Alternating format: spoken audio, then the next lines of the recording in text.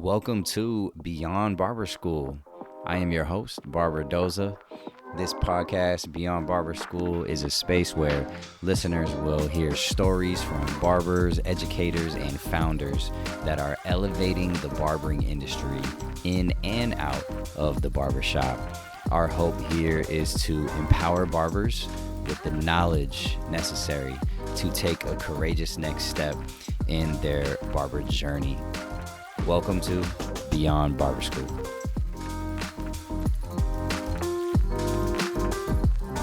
Today, we get a chance to sit down with Michael Cavana. He is a barber and educator that's based in Southern California. I met Cavana, it was a few years back, actually, 2019, I believe. I was in barber school, and Cavana was a local barber who actually came to the school to teach a class. And yeah, since then, got a chance to connect with him. He's cut my hair enough times, significant moments in my life. Before I had a baby, I think he doesn't know this, but he cut my hair even before my son's like photo shoot that we did as a family. So he's a barber I really look up to. I trust him with my hair when photo shoots are taking place in my life. We talked about Cavana in an episode with Cray. And in that episode, we said we were going to get him on the podcast, and we finally are doing it. So, Cavana, I'm so excited to have you here. It's been a minute since we've connected. You moved down to LA from the Central Coast, started cutting at Create Orange County. Talk to us. How is Southern California treating you? Hey man, how's it going, bro? Good to see you. It's going good, man. It's had its ups and downs. Definitely didn't think it would be as hard as it was. Mm-hmm. But it's definitely helped my growth a lot. Putting me in an uncomfortable position. But Cray and all the people in the shop have definitely helped pave the way to, get me set up. And I've been very fortunate to meet a lot of good people since I've been down here already. And I feel like I've been down here for a short amount of time, so it's like really cool. Yeah. How long has it been now? You made the move when again? I'll do October during the pandemic, Okay. So it's 2020. coming up on 2 years then this fall. Yeah, actually, yeah. Because it was like at first it was I was gonna move in March because me and Craig talked about it in January, but things got shut down again. I already had like a space rented out and everything, and then I had to pull the plug on it. So it was kind of like, but everything happened for a reason. So Yeah. I think the timing was right. I remember I'd go in and get a cut from you, and you were like, "All right, it's any day now." Like Any it's any day, day bro. now. Yeah, It just kept getting yeah. pushed back a little bit. I know Nilo, the guys at the shop. Shout out Colin's Barbershop. I was when I was working there during the pandemic. Yeah, they were just like, "Bro, just stay. You're gonna stay, dude. Just stay." But I had my eyes on SoCal, so I had to get down there and make it happen. Yeah. Okay, so you packed up. Yeah, this is a big deal. You packed up, moved to Los Angeles, which for people who don't know California landscape, the Central Coast, we were in a small college town called San Luis Obispo. LA is about 3-4 hours drive south. You had an established clientele here. So, Yeah. yeah, why did you move? I'm not sure. I mean, I felt like um I did enough. I feel like in that area. Not saying that I did everything I possibly could, but it just felt like I was at the point where I was ready to kind of grow a little more, and I didn't feel like I could do that in that area. Hmm. But I definitely had the best like foundation and people around me in that area. Like, it was really a really hard move because I met so many great people in San Luis Obispo, and everything just happened so great there. Like everything was just so like it's just a really good area, Yeah. and everything just happened perfectly for me there. It was just kind of weird because I like talked about moving down there, and I kind of like just made it all happen because Yeah. I just talked about it for so long, and then went to barber school, got in the shop I wanted to get in right away, and then just got busy right away, which doesn't happen for many barbers right out of barber school. So yeah, so big move that you had, and then I mean, you just mentioned it even in the intro, saying like the move has been maybe more difficult, or there's definitely challenges when doing that. So I Yeah. mean, leaving an established clientele in slow, moving down to LA, yeah, how was it restarting? I mean, you're in a new shop, new city, rebuilding the clientele. Like, talk to us about the reality of a move like that. Well, it was like it all happened so quick. Like I remember moving the day of, and I just put all my stuff in my car. Didn't really have much, Yeah. so enough to fit in my car. And I got my like bed and everything shipped there, so that kind of helped. Hmm. But yeah, I drove down the morning of. I remember, and I unpacked everything. And I remember when I unpacked everything, I had like this huge sigh of kind of relief, but also like anxiety. Yeah. Like it was just kind of like, damn, I'm really doing this. Kind of like hit me like right when I like literally right when I unpacked everything. Yeah. So it was kind of like crazy, but just try to like do the things you do when you're in a new area. I feel like just go to find a new gym. You know, um, go to be at the shop as much as possible. Talk to Craig, kind of figure out things I can do Yeah. to help build the shop. And just I ended up getting another job too. Um, not like just to help with the finances, because everything was like I didn't have any clientele, which was crazy because I remember moving down there. I was like, damn, I don't get to cut hair because I like didn't have any clientele, so I didn't get to Mm. cut hair for a while. So that was kind of a bummer as well. Like I really missed cutting hair, so Yeah. I didn't really get to do that as often because I didn't really think about that. I was like, oh, I'm not gonna be cutting, which is something Yeah. I enjoy doing. So that was really kind of like that was a bummer. But it's not it didn't happen right away, but it was definitely a slow process. It was a it was a marathon. And I realized that, but there was definitely some nights coming back from the shop. But I took advantage of it as well, like being at the shop all day, like not sitting down, not cutting anyone. But I was luckily next to the owner Noel and MB Styles, and luckily I just took advantage of it, and I just watched him cut all day. So I got some free education out of it, I think, Yeah. because everyone at the barber shop was like amazing. So I just took advantage of the time I had by just watching everyone. But then those drive back homes at night, I was just like, damn, is this did I make the right choice? All that kind of stuff. So you definitely Yeah. had those nights where it was kind of like down on myself. But Craig, talking to Craig, he would definitely lift me back up and just kind of tell me, everything's gonna be good. Like we're gonna get there. So he definitely helped with me pushing myself and making sure everything was gonna be good. Well, let's go back to even how you got into barbering because it's been, well, when did you get licensed? Can't remember. How long has it been now? I think it was 2016. Okay. It's Yeah, coming up on like 6 2016, years. 2017. Yeah. But I've been a barber. Been licensed for 6 years now. Okay. So Yeah. yeah, how'd you get into barbering? Like how did it happen? And were there any major influencers that like encouraged you to get into barbering? Not really, dude. I mean, I didn't really know the game as like or the industry at all. Like I wasn't really like following people or like on Instagram with like following all the people I follow now. So I knew nothing about it until I joined barber school. I didn't even like cut hair really that like I thought I knew what I was doing until I got to barber school. And then you see Totally. everyone like yeah, exactly. You see like the school I went to, I mean, and you went to as well. There were some hitters there that Yeah. already knew how to fade, and I was just like, oh, I don't know anything. I know how to buzz someone's head. That's about it. Yeah. But no, I mean, I was like every other barber, kind of just cutting in the. I remember I was cutting in my high school in the locker room, giving my homies buzz cuts because I never actually went to a barber shop until I started in one. My mom always took me to great clips, so thanks, mom. So I always tell these kids they're lucky that they be getting these nice fresh cuts at the age of like 7. Yeah, so I just remember going to Great Clips and then just getting messed up all the time. And then I had this one lady that actually cut my hair pretty well. So I was like, I would go to her, but then she left, I remember. And then I was like, nope, I'm not gonna find anyone else. I'm just gonna do my own hair now. So I remember me and my boy Max Perry, we bought a pair of clippers from Walgreens, and we buzzed each other's heads, and that was the start of it. But I remember the first time I cut his hair, he like did mine pretty good, but I left a bunch of lines in his head, and I remember he was like, "Bro, you're not good at this." And I remember it's funny like whenever I talk to him too, 'cause he's like, "Bro, I never in a million years would have thought you'd be a barber because you were so bad at it." Like I couldn't Wow. even buzz ahead. But yeah, then I went to college for a little bit. I went to Sac City for like 4 months after I graduated, but it was just not what I wanted to do, and Yeah. I could tell right away. I was just kind of going just to go. And then my mom kind of mentioned to me, she's like, "Why don't you go to try out barber school?" And I was like, "I didn't even know that was a thing."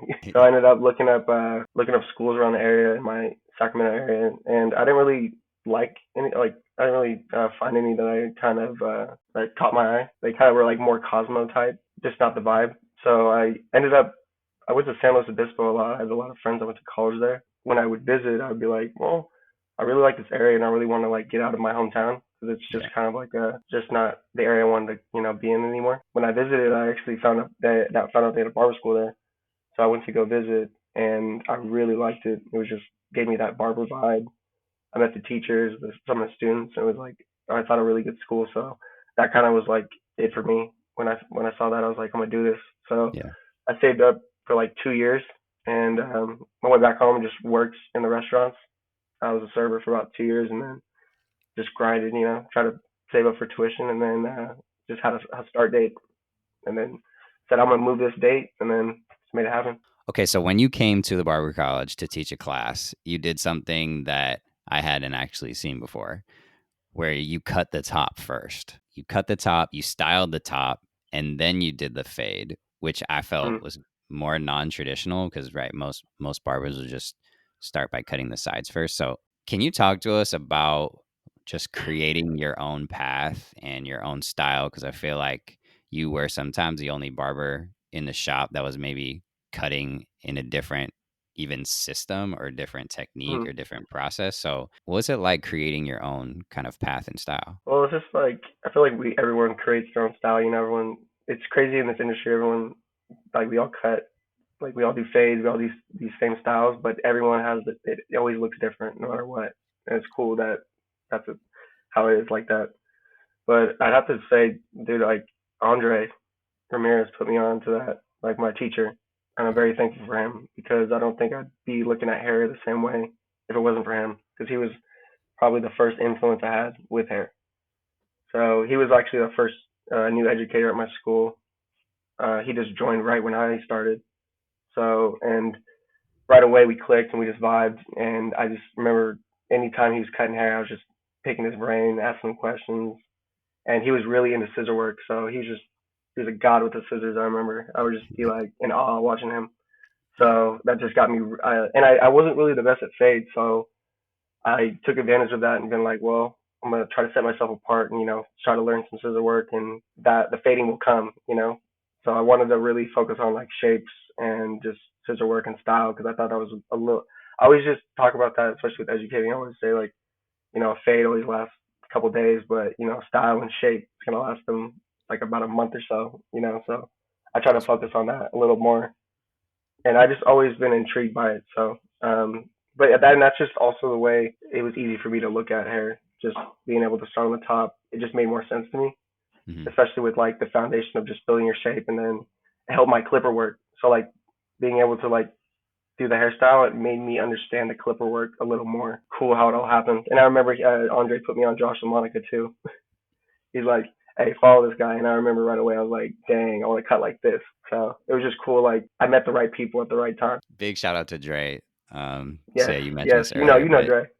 yeah, you and I went to the same school, and yeah, we had the same instructor, Dre. Same thing. I remember just anytime he was actually cutting a client or sometimes a student, his shear work was like crazy. I was always scared. I was like, "Are you Yeah. you're gonna cut yourself? I swear." And he'd always be like moving the scissors all crazy and stuff. Like razor cut. I mean, all the different types of ways to cut with shears, but then he would bring in like razor cutting, dry cutting, like just so many different techniques. And the way that he spoke about it, so technical, exactly what he was doing. It was Yeah. just, anyways, yeah. Shout out to Dre. Yeah, he definitely had the fire too, because he just started, so I could tell he really cared. So that was Yeah, really cool. yeah. Because I feel like, yeah, it was just really cool to have him there, because he really helped me out a lot. Okay, so you're also one of the first barbers in San Luis Obispo before you left. I think that I saw doing color. You Mm. were doing like the pinks and like the platinums. Like what? Yeah, what do you personally enjoy about doing color? Just steps out, just a step out of my comfort zone, dude. I still sweat when I do it, but I still haven't even learned enough. It's just something I just started doing, so I'm still like trying to figure it out. But it's just something I wanted. I never. It's funny because I always in barber school I said I'll never do color ever. I don't understand this at all. Don't get it. Yeah. I gotta figure out haircuts first. Yeah. But I feel like I kind of found the foundation of haircuts. So I have a few people reach out to me about color, and like, or if I'd ever be interested. And I'm like, yeah, if you're down, I'll be down to try it out. And Cray actually helped me. He was the one that first helped me do my first color because I Nice. went down there and he kind of like gave me some tips on it. And then I did like a buzz color was my like, I think my first one. And then I had my boys Anthony guinea pigs. Yeah. They let me practice on them. The guys that helped me learn how to cut hair. Mhm. Luckily Anthony was like always down to do something crazy, so he let me do the pink on them, and just that really helped me like understand a little bit. But just like men's hair is a little easier. I don't think I'd ever get into like for right now like women's like balayages or stuff like that highlights, but the all over color for men is like definitely a new trend and see a lot of Mhm. barbers doing it now. So Yeah. I definitely wanted to. You see all these influences around you, it kind of makes you want to get into it. Yeah. Seeing all these Oh, crazy artistic. Like Berg is one of probably my biggest influences too, as well. With when it comes to color, seeing his work just makes me just want to push myself. So I was talking to another barber actually, and they were like, "Man, these barbers are starting to do color. They don't know how to do color. They can't do color." But when I yeah, thought in hindsight, I mean, color is a part of it's within the scope of the license. Like yeah, we exactly. And legally yeah, can it's do like it, barbers. you know? Yeah, that's why we say like barbering. I feel like is a little step up from cosmos because we can do what they can do, but they can't do like some of the stuff we can do. So it's just Yep. like barbering is cool that we can do color still, and it's like Yeah. life. We're allowed to. And, it's you don't have to go. You don't have to learn it in school. There's education all over the everywhere. Yeah. So we're actually trying to get some education in the shop for color soon. So I'm excited for that. Okay, let's talk education. So you just hosted a look and learn with Cray at Create. I think the like description of the class was we'll be going over the techniques we use to achieve shape, shade, and structure within Mm. our cuts. So how'd it go? We good, man. I mean, they definitely could have, I think, done a little better with it, but it was definitely something out of my comfort zone. I was right when it started. I remember I was just blacked out, and there's just my girl recorded some videos of it, and I was just like, "Ah, I can't even watch it. But it's just trying to like be able to explain haircuts and while you're doing it and making it make sense, and kind of understanding why I'm doing it. So it was definitely a learning experience. Like I took a lot from it, and it was really cool to see the support there as well. A lot of barbers came through and students as well from Paul Mitchell, which is really cool to see because it just reminded me of like me. Like I'm still like I literally was them like not that long ago. So like Yeah. I know how they're feeling. So it's like Yeah. really cool to see because I remember right out of school I went to that men's power class and it really like jump started me and got me all like kind of fired up and just Yeah. ready to get going. And it Yeah. helped me So like understand a little bit more. totally. Cause yeah, I was gonna mention that. So you I mean, yeah, you have attended educational workshops yourself. I remember when you went down to the Menspire course. How have those workshops or I mean education classes that you've taken, how would you say they've influenced like you in your career? The first one I went to was with Dre actually. We went to the San Jose one right after I finished school, and it was like right before I was about to start in a barbershop. And it was really cool because they really kind of broke down some haircuts and like simplified it to where like especially with like with the scissor work and the fading. So it really helped me get a little more understanding on cuts. So it really like got me excited to like start getting the shop because a lot of people are nervous getting in the shop, but I was like really excited to like get started Yeah. because I felt like I was really excited to just learn, and get just see some heads. But the next one was 3 or 4 years into when I had my license, and that's the one I took in LA. It was a 3-day course. That was really good as well because it was really in depth, and we had four of their top educators that come through, which I guess never happens. It was like Charlie, Johnny Cardinelli, Josh LaMonica, and Glenn McGoldrick, I believe, and they're like crazy, crazy. So it was really cool to like have them for 3 days and like pick their brains. And that's Mhm. actually where I met Cray too, which was crazy because I was like, I remember he, like he told you, he like just came out the car, I was like, damn, what are you doing here, bro? and he had no idea who I was. So I was just like, it's just kind of cool because I was a big fan of Craze, and now I'm just doing education with him. So it's kind of just a full circle, bro. As you're now becoming an educator yourself, like you're teaching hmm others, like what is it that you want to bring to the table? Or I guess just like a more simple outlook on it, man. Because I feel like I never really thought I'd be into educating, but I just started, so I'm just very fresh, man, very fresh.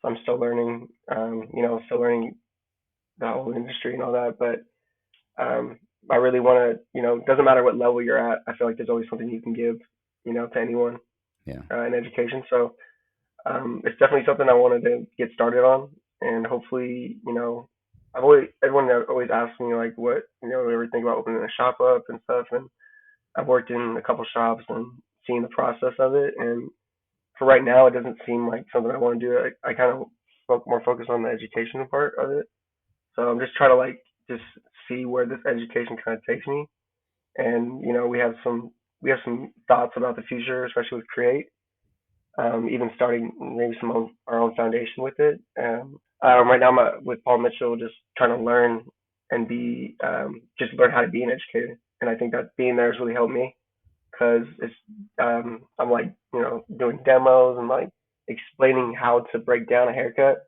so it's really like helping me understand that and just the start of it, the process. So I think Paul Mitchell's a really good like just foundation for me right now, just learning the education yeah, itself, and then maybe eventually turning it into my own thing and getting into our own education. yeah. That would be the goal. I would love to have my own education, of course. Yeah, let's talk about Paul Mitchell because we haven't really talked about it actually. How did that come about? Like, when did you start? Like, how did that opportunity come your way? And yeah, how's it been going? Yeah, it was crazy, man. I mean, just like I said, I've been very fortunate to meet a lot of good people out here. I remember Cray hit me up and he's like, "Hey, bro, can you cut up one of my boys, Alex? He needs a cut." And I was like, "Oh yeah, I got you." And little did I know he's a barber. And I looked at his page and he's like super nice. And I was like, "Damn, bro, you know what I mean? You mean to cut this guy up?" I was like, "I guess." But yeah, he came through and dude, we vibed right away. His name's Alex Amaro, actually, and he's a barber. Owns a shop called Remedy out in Orange County, a salon actually, and he's a barber there. But he came through and got a cut from me, and I remember we just vibed right away, and he was just super cool and just chopped it up, and then he came through a couple more times and got cut, and then I remember he posted something about he worked at Paul Mitchell as well at the time, and he posted that they were looking for educators, and I hit him up. I was like, "Bro, you think I can get in there?" And he's like, "Yes, of course." And because we were like, whenever we sat down and talked, we were just total nerds about hair. Just always just talked about like hair and shape and how we looked at it, and we kind of had the same kind of thoughts with hair. He put it in the word for. He told me to hit up the director, and I hit him up, and I talked to him, and then he asked me to come through and do a demo for some of the students, which was kind of a nerve wracking as well because didn't do that until with you guys the last time. Oh That was wow, probably okay. the last time I did like a demo was with you guys at the barber school, and that was more comforting. I felt like because I kind of knew some of you guys, so it was a Yeah, little more like it was a little less nervous. But this was definitely a test to be like, okay, well, if I'm gonna do this, I gotta be able to do this demo in front of some students and see how it went. And luckily, it went really well. I did. I thought I'd do like a scissor cut just to make it a little get in my comfort zone. hmm And luckily, the director said I did. They wanted to move forward with it, um, and then luckily, Alex, put in a good word for me as well. That helps. So yeah, it kind of just happened naturally. So it was really like cool. it's cool the connections that you make in the industry. How do I say? I feel like we call them like lobs or like thanks for the lob. Like Yeah, for even, sure. I mean, Craig gave you a lob there, and Dude, he's given me a lot of lobs. I'll tell you that. A lot of lobs. So very thankful. the other in a if I bring back one of the earlier episodes I did with Jackson, he mentioned something where he's like, "You never, as a barber, you never know who it is that's sitting in your chair, the network or connection that they'll bring to you in your career." Absolutely. I've had so many conversations. I mean, I'm sure you have too, with just so many people that sat in my chair and just being from the same area or knowing the same people. And it's just crazy how like the world works because it's smaller than you think. Because I just met so many people through this, and I don't know, dude. I don't know where I'd be at if I didn't get into barbering. Sure. It's really pushed, like, helped me out a lot in life. And so people know, in case they're listening to this and maybe thinking about going to barber school, which Paul Mitchell location are you at? Costa Mesa. Okay. Yeah, Paul Mitchell, Costa Mesa. Okay, hey, let's shift gears for a second. Talk a little bit about like work-life balance. I Yeah. wrote this outline during the winter, so that's why this question's about And I snowboarding. like that. I like that. Yeah, no, I did. So you're from Northern California, like you mentioned, which was pretty close to the mountains. You mentioned on the way to South Lake Tahoe. To Yes, the sir. people who are listening that are not from California, yes, California has snow. We have Yes, mountains. It's yes. cold. It's not Some of the just best, beaches actually. and So I surfing. would think. So yeah, you posted a lot about snowboarding even in the winter.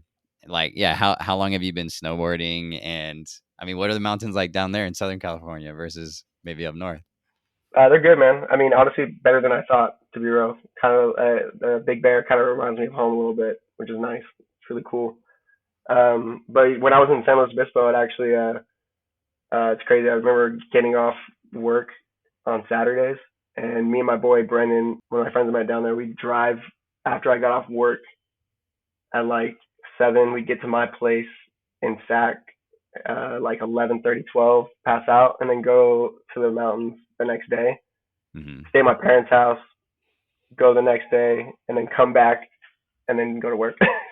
Bro, Yeah, I mean, I sent that probably like 25 times at least that's since crazy. I lived in San Luis Obispo, and that was always fun. Where would you go? I go to Kirkwood. Kirkwood was the home base. I feel like it's kind of, again, this is kind of on the topic to me of work life balance. How important is it for you to find that work life balance? And like, would you say snowboarding is even that type of like escape for you to just be like, all Totally, right, man. after a long week, like, all right, let me just go to the mountains. Totally, man. I mean, I fully support that work balance life, man. Like, I still struggle with it because I'm like, all of us, we're all workaholics, and especially in this industry, I feel like, especially starting out, as a barber, you just want to cut as many heads as you can, work, stay the latest, for everyone, the joke in the shop is, when people leave, they're like, you going home already? So everyone always jokes with each other. So you always want to like, everyone always pushes you to like, stay longer, work longer hours. But I don't know. After the first couple of years, I realized I was like, you know what, I actually gotta.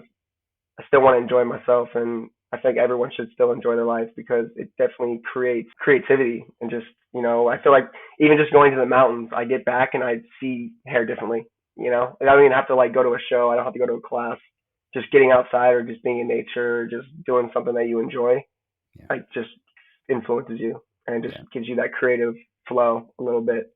Yeah. Like just I don't know, just with anything, because I feel like people always get their influences from different things, or they'd be like models, magazines, like just nature, and Mhm. that was my escape. I at least, just going, working a long week and just sleeping in my car on a hill. I've done that a few times. Just being on a hill with not a worry in the world, bro. Just and then seeing the sunrise. Just watching the sunrise on this big mountain, and you're just like, damn, yeah, for sure. It definitely gives you perspective, and I haven't done that in a while. So you made me want to get back to that, man, because I need some balance in my life right now. There's something about, even, I don't know what it is, going to the mountains. Like I grew up going up to Tahoe. There's something about Yeah, being in the mountains and even just breathing in that mountain air, man. Just totally. something resetting about it, or recharging. There is, and I Um, definitely would love to have some property in the mountains one day. That would be a good goal of mine. you could So like, host a retreat. oh, Like, dude, all day I'd be like, hey, tree at my house every year, absolutely for all the barbers. I'm gonna go on a limb here. Shout out to Marcus Harvey. He has is called the Barber Star Summit, I believe. I don't think Mm-hmm. I butchered that, but he's hosted like a retreat in the mountains for barbers, and they be going like whitewater rafting, Really, and yeah, and then they'll have like actual, I think, like seminars and like education, like talk that's about business. amazing. Like it's like an actual barber retreat, which I think is, I'm like, man, we gotta get that out in California. I've never even heard of that. I actually have to look into that. That's really Yeah, cool. I've never heard that before. I know. I'll just send it That's to really you. cool that they do that, because I think that'd be really cool and important. Just Yeah, definitely another way to network. And just but also have that balance, get away from the industry, Yep. be in the mountains, but Hmm. still talk shop. Okay, let's talk. We'll go back to some hairstyles and trends. What are you starting to see more of, like in terms of hairstyles trends? I remember someone asked Josh this too, Monica, and it was kind of like how I thought too. It's a lot of softer looks. I feel like not so much, the crispy fades, the crispy lines, and all that. More softer looks, and I guess more mod cuts because I see a lot of barbers just doing kind of like more mod cuts, just creating their own like shapes and all this, and just or mixing shapes. I do a lot of mullets, which I enjoy doing. So I like that like edgy look, but still got that like crispy fade at the bottom, but still like a softer look. Hmm. So I just think like especially with I feel like the '90s are definitely becoming back. Everyone's trying to be vintage and all that, so they're kind of wanting to have those looks as well. Everyone's getting their influences from like TikTok and old movies that they used to see. Especially, Yep. I feel like when you get some younger cats that come in the shop, they show like an old photo of like these movies back in the day. I'm like, how do you know about that? And, like all these, like Top Gun's coming out, so Mm. they see these movies and they're like, right when a movie comes out, they show you that picture. I definitely see like those like just softer looks with just more like longer, like you were saying. But it's just cool like where everyone's getting those influences from. For you, what skills are you hoping to develop? Like, is there an area where like this is one area I really want to grow in right now? Definitely color and just consistency. I think the one thing I've always tried to achieve is just consistency, and I think every barber wants to achieve that because everyone can give a good haircut, but can you do it consistently and give that experience to that client? So that's something I'm definitely working on. Always, always trying to work on getting better, but being consistent is one thing I'm really trying. I remember a conversation we had was a while ago. You worked in a shop. I think. Like, what would you say is the most haircuts that you've even ever done in a day? Especially when you're at. Oh, the ritual? Yeah, it was like 20. Yeah. I don't know if you could do 20 in a day, or were you doing 20 I in a think it day? was probably like, I mean, those guys, the ritual, they're crazy, man. They would do like 22 haircuts, 20, 25. But the most I think I've ever done was like 15, 16. Okay. I remember I told my boss, Sammy, I was like, bro, I did 15 today. And he was like so proud, but that was definitely, it was cool to like get all those haircuts, but as we grow in the industry, we want to obviously do less and less because I feel like, for me at least, I want to achieve. The more time I have, the better I feel like I achieve, and I want to give that client. I feel like 30 minutes, no matter what, like you can give everyone. There's barbers that can give a great service, but for me, I can't. I can't do that. Yeah. I need at least like an hour. So I definitely want to give that client. I always feel rushed, and I never want to feel rushed because I feel like the client can read that energy. So Mm. I just try to give them, have a great conversation. Taking not make them feel like I'm rushing them out the door. Just talking to Mhm. them, and I feel like at the end of the day, it helps me and my business. How long would you say on average your services typically are? Would you say they are that 45 minutes to an hour Uh, or hour 20. hour 20?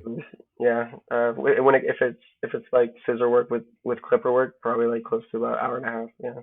But if it's Yeah. just like the sides, probably like close to 45 to an hour. Yeah, I was interested again. Last episode with Josh Velasquez, he's like, yeah, our appointment's 45 minutes to an hour. I think he even mentions like some barbers might think I'm crazy for that, but like he's like, I don't want to feel rushed. I want to make sure I'm providing like as quality of a service as possible. And I know there's people that not trying to sit in a shop all day, and I know that there's that clientele that are just trying to get in and out. But Yep. for the people that I want to service, it's just definitely I want to take my time and I want to give them a great haircut. And it's just Yeah.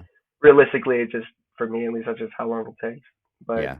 I appreciate the people giving me their time that understand that because I have a lot of clients that appreciate that and they'll tell me that, and it's really cool to hear because they're like, Yeah. I was one client, he's like, dude, I swear you do something different on my hair every time. And it's really cool. Like just like I'll be doing like sectioning, and he's just like, you didn't do this last time, and he just like he sees that, and I appreciate him like seeing that. We're going to wrap up here with some final thoughts. Cavana shared so much good stuff already. And so, kind of do some closing thoughts here. And Cavana is, as we do, you know, any words of wisdom, obviously you spend a lot of time with barber students anyways. So, Give us some thoughts, like any words of wisdom that you would even share, or even things that you share with the students that you teach on a regular basis.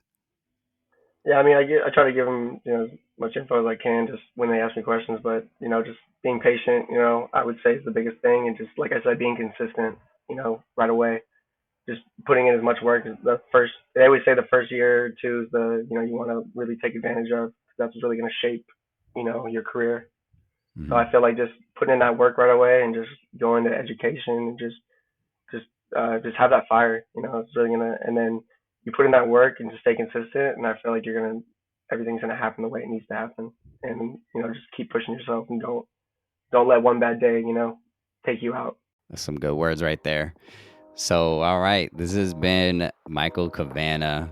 He's a barber and educator. If you're down in Orange County, you can see him at Create Orange County, or also if you're looking to go to school, he could be one of your instructors at Paul Mitchell down there in Yeah. Costa Mesa. So, give him a follow on Instagram. I will include his Instagram in the show notes, so you can definitely follow him there. It's Michael_Cavana18. Um, but hey, man, thanks so much for your time. We appreciate Well, it. I appreciate your time you. and having me on. Yeah, Of dude, it's course. been a good chat with you and talking to you, bro. It's been a minute. I know. Next time I'm down there in LA, I definitely got to come by the shop for sure. I got to Yeah, get a dude, we'll cut. chop it up and just talk. We'll talk just how things are going. Yeah, Have, for real. The next Look and Learn you host. Maybe I'll definitely, come bro. down. Definitely, we're gonna definitely have some more of those. So we definitely have to pull up. Yeah, that'd be great, man. All right. Well, thank you all for tuning in to another episode. Yeah, we got some more guests that are lined up. I'm not going to give any teasers of who they are, but I'll just say I'm very excited to be bringing on some of these new guests that are coming. So we will catch you all next time. Take care. See ya.